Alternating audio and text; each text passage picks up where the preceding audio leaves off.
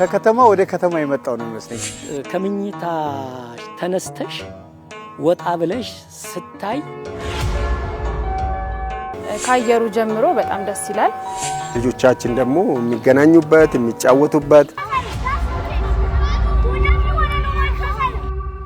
በፈለግነው ሰዓት ብንወጣ ምንም አይነት ስጋት የለብንም።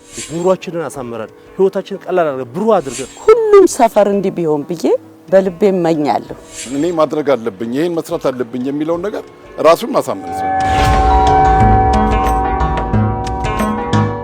ምቹ የሆነ የመኖሪያ አካባቢ መንደር የመፍጠር ግባችን አዲስ አበባ ውብና አዲስ እንድትሆን ይሄን ለማድረግ ለአንዱ የሚሰጠው ጉዳይ አይደለም። አብዛኛው ስራ የተሰራው በህብረተሰቡ ነው።